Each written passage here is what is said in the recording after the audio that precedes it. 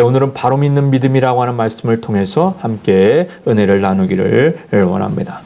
누가복음 9장에 보면 예수님이 특히 사랑하시는 제자 세 사람이 등장을 합니다. 베드로와 요한과 야고보가 등장을 합니다.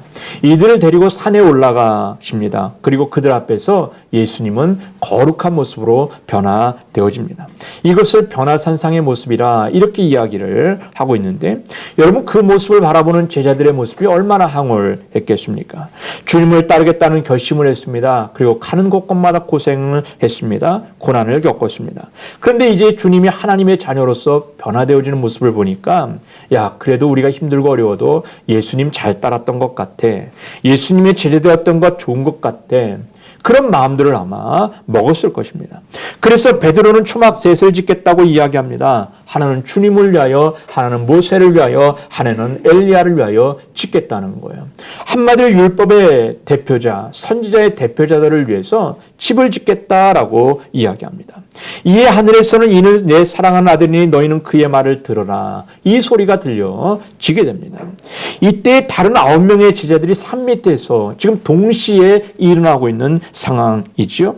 또 다른 9명의 제자들은 산 밑에서 고욕을 치르는 장면들이 등장을 합니다. 산 위에서는 예수님이 3명의 제자들과 함께 변화되어지는 놀라운 믿음의 장면들을 목격하고 있는 반면에, 그와 동시에 이 땅의 산 밑에서는 9명의 제자들이 고욕을 치르는 장면이 등장을 합니다.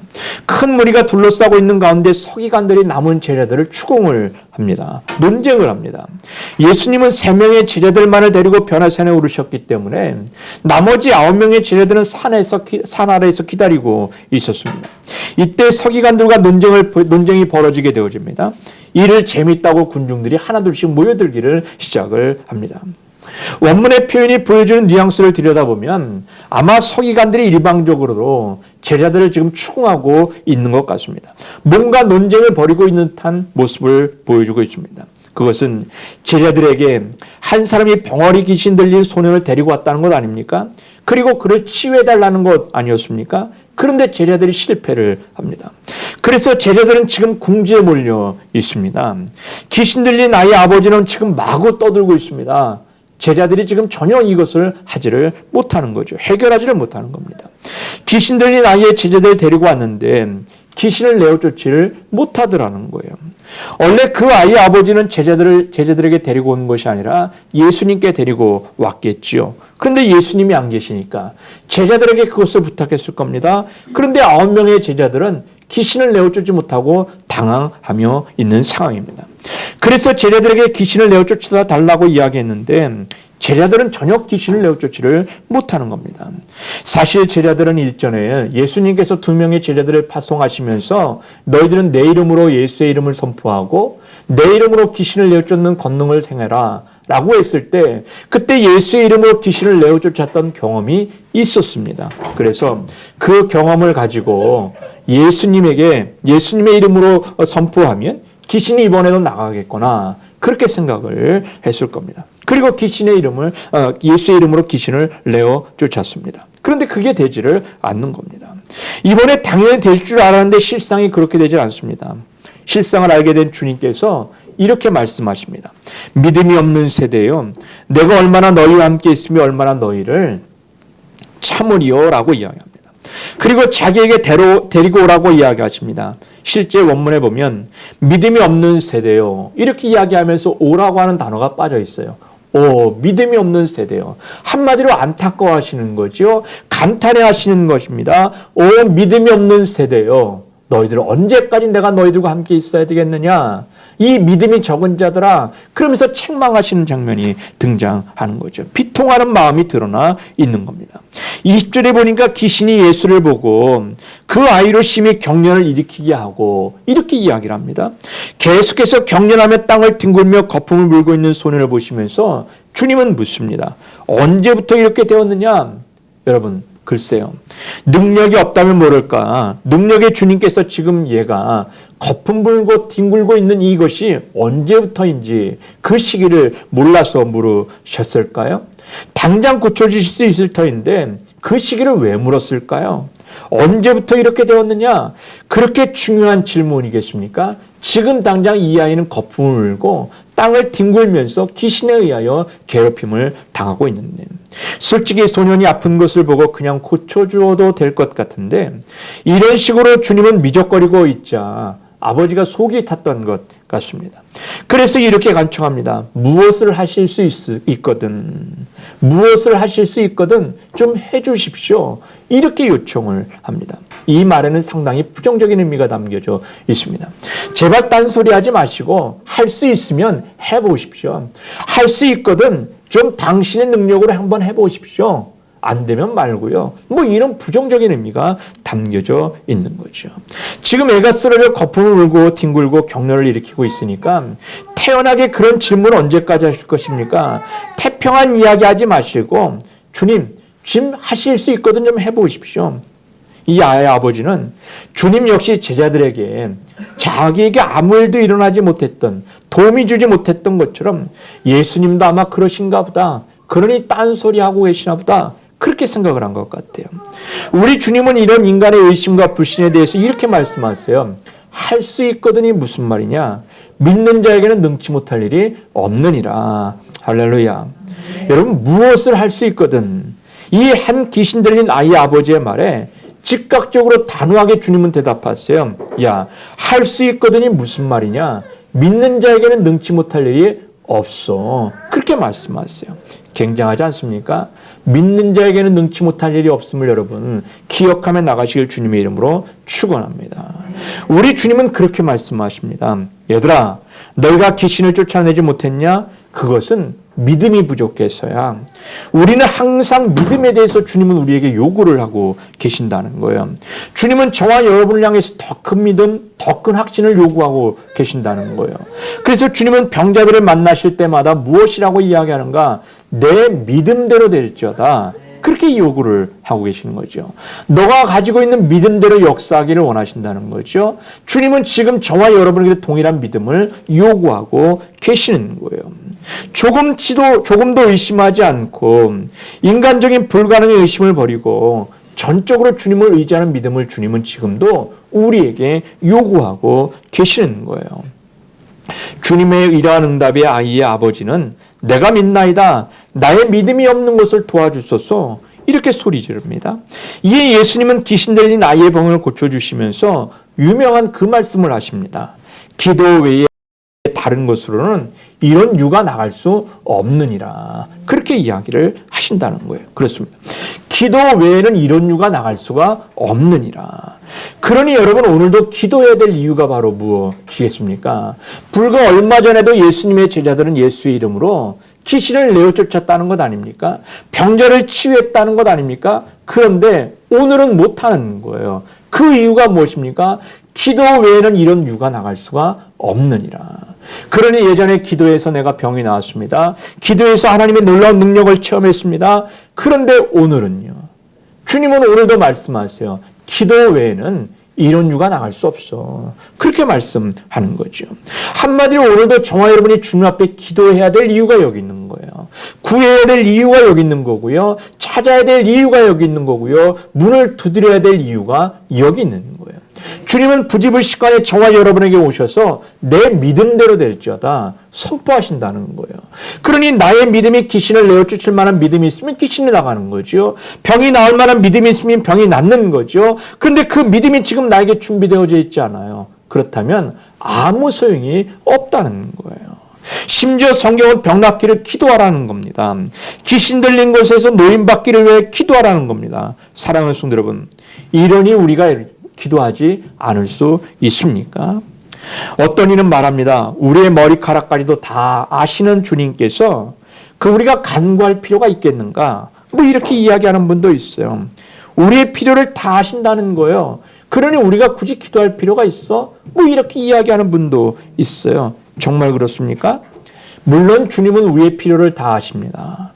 하지만 예수님은 일용할 양식을 구하라는 것 아닙니까? 제 용서를 위해 기도하라는 것 아닙니까? 시험에 들지 않기 위하여 기도하라는 것 아닙니까? 이게 저의 말이 아니라 예수님께서 제자들에게, 많은 사람들에게 가르쳐 주셨던 주의 기도의 내용이 바로 이거라는 거예요. 너의 양식을 위하여 기도하라는 거예요. 제 용서함을 위하여 기도하라는 거예요. 시험에 들지 않기 위하여 기도하라는 거예요. 그러니 여러분, 저와 여러분이 이 땅에서 기도하는 건 이건 당연한 거죠. 기도하지 않고 능력을 행할 수 있습니까? 기도하지 않고 하나님의 은혜를 입을 수가 있습니까?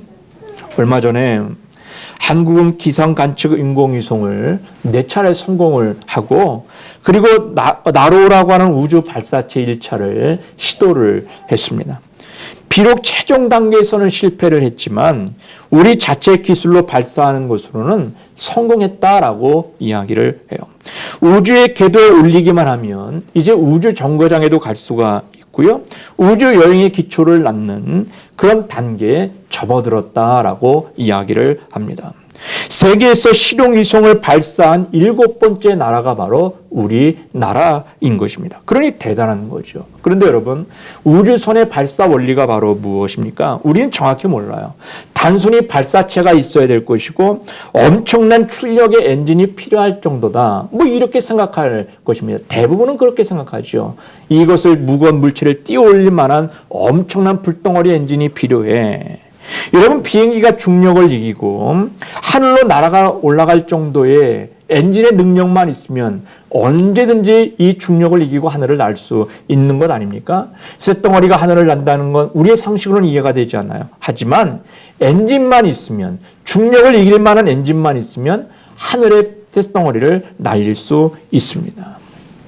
자동차의 원리를 여러분 잘 몰라도 엔진의 힘으로 밟으면 가고 밟으면 선다, 이 정도의 우리는 원리를 알고 있습니다. 하지만 자동차를 타고 다닌다고 자동차의 원리를 다 아는가? 절대 아니죠. 비행기를 타고 여행한다고 해서 비행기 엔진을 만들 수 있던가? 절대 아니죠. 우주선을 만들어 발사한다는 것을 본다고 우주선의 엔진을 다 이해할 수 있던가? 그렇지 않지요. 신앙도 마찬가지입니다. 예수 믿고 구원받았다고 해서 신앙의 원리를 다 아는 것은 아닙니다. 그러니 오늘도 우리는 겸손히 하나님의 말씀 앞에서 기도 앞에 서야 되는 이유가 바로 여기에 있는 거예요. 소위 말해 신앙의 단계를 깨달았다고 신앙의 모든 원리를 다 알고 있던가? 절대 그건 아니죠. 기독교의 종교는 여러분 한마디로 이야기하면 체험의 종교인 것입니다. 기도의 종교입니다. 십자가의 은혜가 임하는 것을 경험하는 종교가 바로 기독교의 종교이지요. 우리가 욥기를 들여다보면서 깨닫는 것이 여러분 무엇이겠습니까? 욥의 친구들이 깨달은 말씀, 얼마나 귀한 말씀인가요? 깨달은 원리, 그 모든 것이 마치 엔진을 보지 못하고 경험해 보지 않는 사람이 비행기를 안다고 이야기하는 것 같은 이야기들을 우리는 경험을 하고 있습니다. 오늘 본문에도 보면 욥의 친구가 이야기하는 장면입니다. 이 욥의 친구 엘리바스라고 하는 사람 이름을 빼버리고, 그리고 욥이라고 하는 사람의 이름을 빼버리면 여기에는 정말 하나님과 같은 이야기인 것 같습니다. 하나님의 말씀인 것 같습니다. 그런데 오늘 본문의 말씀은 욥의 이야기도 아니고 하나님의 이야기도 아니라는 사실을 여러분 기억을 해야 되죠. 그런데 누구보다도 하나님을 잘 알고 있는 말씀인 것 같습니다. 어쩌다 예수의 이름으로 귀신을 내어 쫓은 적이 있었습니다. 하지만 오늘은 안 되는 겁니다. 이것이 귀신 들린 앞에 서 있는 제자들의 모습이 바로 이거라는 거죠. 주님은 말씀하세요. 기도 외에는 이런 능력이 행해질 수 없다는 거예요. 그러니 오늘도 이 순간도 매일 숨쉬는 순간에 기도해야 될 이유가 바로 여기 있는 거죠. 여러분, 욥기 22장은 욥에 대해서 엘리바스가 지금 욥에 대한 많은 오해를 갖고 이야기하고 있는 장면이에요. 사실 어떤 부분은 욥이 들었을 때 기가 막혀서 말이 나오지 않을 정도의 이야기이기도 합니다.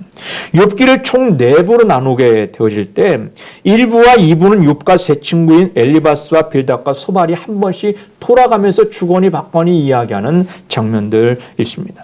욥의 고난에 대하여 자신의 생각을 이야기하는 장면들이 등장을 합니다. 그리고 욥기를 드라마로 볼 때 1부와 2부는 제대로 된 형식을 가지고 있습니다. 욥의 친구들이 이야기합니다. 그러면 욥이 그것에 대해서 답변을 이야기를 합니다. 그런데 3부와 4부는 완전히 형식을 깹니다. 친구들이 또 다 등장하는 것도 아닙니다. 변주곡 형식으로 진행이 되어지는 것 같습니다. 따라서 욥기 22장은 욥의 아주 긴 독백이 담겨져 있는 내용이기도 합니다. 엘리바스가 욥에 대하여 엄청난 오해를 하고 있는 건 그것이 바로 21절 이하의 욥이 이제 대답하는 장면들이 등장을 합니다. 여러분들이 굳이 22장을 다 읽지 못할지라도 한번 21장 이후를 한번 집에 가셔서 다시 한번 묵상해 보실 수 있기를 바라요. 우선 엘리바스는 욥에 대한 자신의 생각을 말하기 전에 인간의 의가 하나님께 유익이 되지 않는다는 것부터 이야기를 시작을 합니다. 그것이 바로 1절부터 3절까지 내용입니다. 대만 사람 엘리바스가 대답하여 이르되 사람이 어찌 하나님께 유익하게 하겠느냐 지혜로운 자도 자기에게 유익할 따름이니라 내가 의로운들 전능자에게 무슨 기쁨이 있겠으며 내 행위가 온전한들 그에게 무슨 이익이 있겠느냐. 여러분 사실 하나님이 모든 것을 다 창조하셨습니다. 모든 것이 하나님의 것이기 때문에 인간이 아무리 하나님께 잘해드려도 하나님이 인간의 덕을 보실 수 없는 분이시라는 거지요. 하나님은 너무도 거룩하시고 위대하시기 때문에 인간이 아무리 좋은 일을 하고 선을 행한다고 해도 그것이 직접적으로 하나님께 도움이 되는 것은 아무것도 없습니다. 그만큼 하나님과 우리 사이에는 엄청난 차이가 있습니다. 하지만 도저히 이해할 수 없는 것은 하나님은 그럼에도 불구하고 우리에게 너무나 많은 관심을 가지고 계신다는 거죠. 너희가 잘한다고 해서 천국이 더 늘어나는 것도 아니고 너희가 못한다고 해서 지옥이 더 늘어나는 것도 아니야. 그럼에도 불구하고 하나님은 저와 여러분에게 엄청난 관심을 가지고 계신다는 거예요. 하나님은 우리가 선을 행하면 너무 기뻐하시고 우리가 악을 행하거나 못된 짓을 하면 너무나도 속상해하시며 마음 아파하신다는 거예요. 우리가 이해할 수 없는 것이 바로 이것이죠. 우리는 하나님 앞에 아무것도 가지고 있는 가치가 없는 존재들 아닙니까? 우리가 죄를 짓든 엉망으로 살든 하나님은 상관할 가치조차 없는 자들 아닙니까? 소위 말하면 대학을 가든 못 가든 하나님께 무슨 상관이 있습니까? 사업이 성공하든 성공하지 못하든 하나님께 무슨 소용이 있습니까?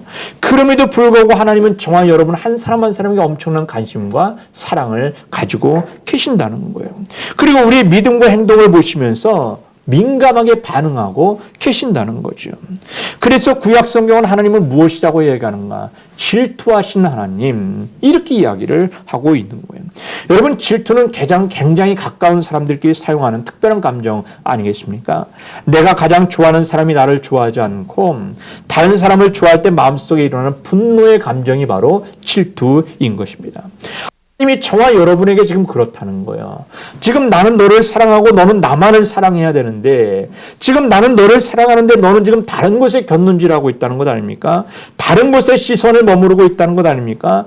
그러니까 하나님은 지금 질투의 하나님이라 이렇게까지 표현을 하고 있는 거예요. 지금 나만을 바라보라는 거죠. 나만을 향하여 시선을 두라고 지금 이야기를 하고 있는 거죠. 그럼에도 불구하고 저와 여러분이 신앙의 생활을 감당하다 보면 하나님이 때에 따라 무관심한 것처럼 보일 때가 있어요. 하나님이 그렇게 질투의 하나님이신데 왜 하나님은 나를 잘되게 안 하시는가? 나를 왜 복되게 안 하실까? 이런 마음을 가질 때도 있어요. 근데 여러분, 우리와 하나님 사이에 아주 두꺼운 죄의 담장이 있기 때문이라는 사실 여러분 아십니까? 우리는 하나님과 인간 사이의 죄의 담이 얼마나 무서운지를 알아야 하는 겁니다. 아무리 하나님이 우리를 사랑하시고 관심을 많이 가지고 있다고 해도 죄의 담이 쳐져 있다면 하나님은 우리에게 어떻게 하실 수 없는 것입니다.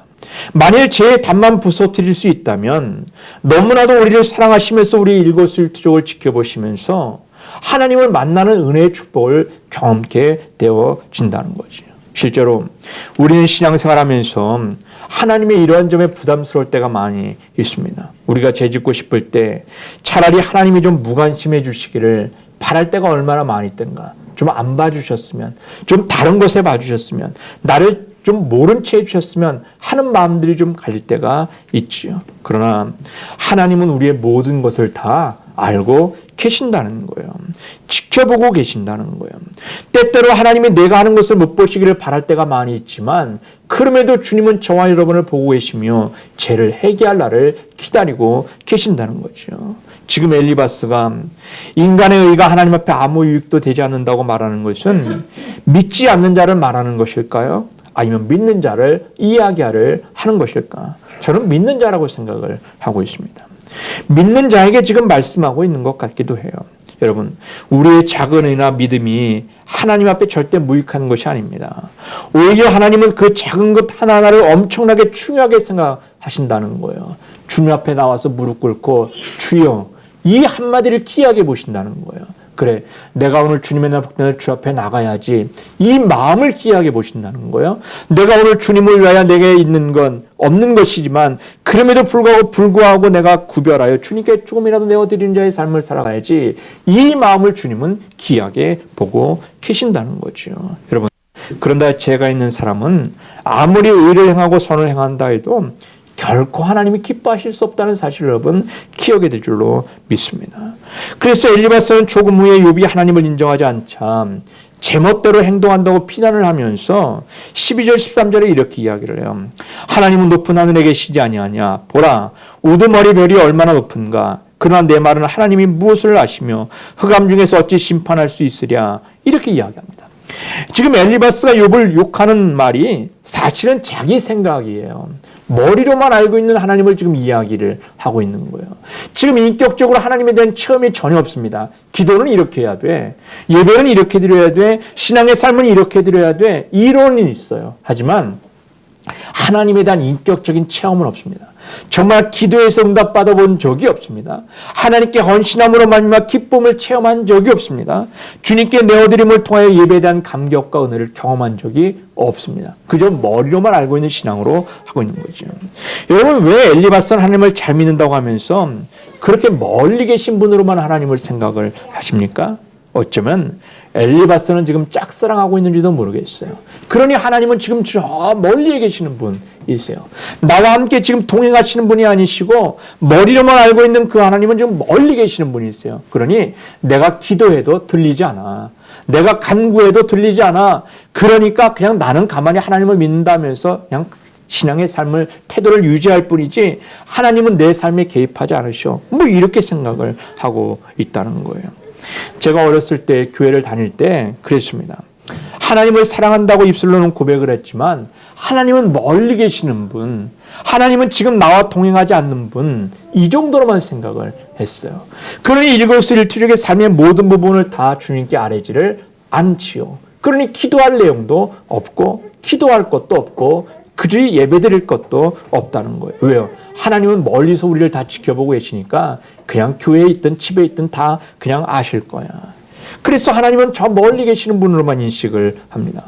그랬음에도 불구하고 하나님을 만나기 위하여 말씀 가운데 거하려고 말씀을 읽기도 하고 예배드리기도 하고 매번 수련회를 가게 되면 금식하며 기도하며 매어 달리기도 하며 주여 주여를 외치기도 했어요.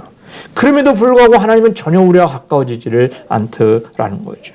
그것이 어디에 있든가 죄의 속성 때문이었다는 걸 알게 됩니다. 어느 순간에 저의 죄들을 하나하나씩 고백하기를 시작을 합니다. 그런데 정말 놀라운 것은 죄의 문제를 하나하나 고백하기를 시작을 하니까 저 멀리 떨어져 계셨던 그분이 어느 순간 제 곁에 오셔서 위로하시고 힘주시고 능력을 부어주시는 은혜를 경험하게 되어지더라는 거죠. 의의 길로 평강의 길로 인도하셨던, 그래서 완전히 주님의 사명으로 맡기신 사람으로 거듭나게 만들어 주시더라는 거죠. 여러분, 예수님의 십자가가 아니면 그 누구도 사랑하는 나의 아버지께로 갈 수 없음을 여러분 기억하며 나가시길 주님의 이름으로 축원합니다. 십자가는 구원받는 데는 필요하지만 이제 주님의 나라에 가는 데 있어서는 필요치 않아. 왜? 구원받았으니까 그냥 찬송하고 울루랄라 노래 부르면서 가면 되지. 성경은 그렇게 이야기하잖아요. 내 십자가를 지고 나를 따를 것이니라. 그렇게 이야기합니다. 지금 나에게 주어진 믿음의 십자가를 지고 주님을 따른 자의 삶을 살아가는 사람, 이 사람이 주님의 참된 믿음의 제자라, 믿음의 성도라, 그렇게 성경은 우리에게 이야기를 하고 있는 거예요. 여러분, 성경은 주님의 나라를 향하여 가는 성도들을 향해서 좁은 길을 걸어가는 자들, 좁은 문을 향하여 가는 자들, 이렇게 이야기를 해요. 여러분, 넓은 문이 편할까요? 좁은 문이 편할까요? 넓은 길이 편할까요? 좁은 길이 편할까요? 그건 당연히 넓은 길이죠. 넓은 문이죠. 그런데 좁은 길을 간다는 건 불편하다는 거예요. 힘들다는 거예요. 예수 믿는 것은 힘든다는 거예요. 괴롭다는 거예요. 그럼에도 불구하고 노래하면서 찬양하며 갈 수 있는 길이 바로 좁은 길, 좁은 문이라고 성경은 우리에게 이야기를 해요. 그러니 이건 체험을 통해서만이 나오는 이야기인 거죠. 기도를 통해서만이 체험되어진 간증을 통해서만이 나올 수 있는 이야기인 거죠. 머리로만 알고 있는 믿음의 상식이 아닌 삶으로 가슴으로 느껴져 삶으로 실천되어지는 믿음을 통해서만이 체험되어지는 것을 통해서만이 나오는 일임을 여러분 기억해야 될 줄로 믿습니다. 여러분 엘리바스의 말에서 알게 되는 것이 무엇입니까? 엘리바스도 신앙이 있다는 것 아닙니까? 하나님에 대한 지적인 지식이 충만하다는 것 아닙니까? 그런데 욥을 지금 많이 오해하고 있고 하나님을 많이 오해하고 있어요. 왜 그렇습니까? 바로 믿는 믿음이 없기 때문에, 체험적인 신앙이 없기 때문에 그런 거죠. 하나님 말씀을 들었습니다. 그리고 그 말씀이 정말 삶 가운데 실천이 되어지고 능력이 되어지고 은혜가 되어지는 일들이 경험되어질 때 저와 여러분의 믿음은 성장하게 되어지는 것이고요. 그 어떤 고난과 환난 가운데서도 주님을 바라보는 자의 삶을 살아가게 되어지고 주님의 나라에 온전히 들어가는 믿음의 성도의 삶을 살아가게 됨을 여러분 기억해야 될 줄로 믿습니다. 제가 늘 예화드는 것 중에 감기를 놓고 기도했습니다. 그런데 감기가 나았어요.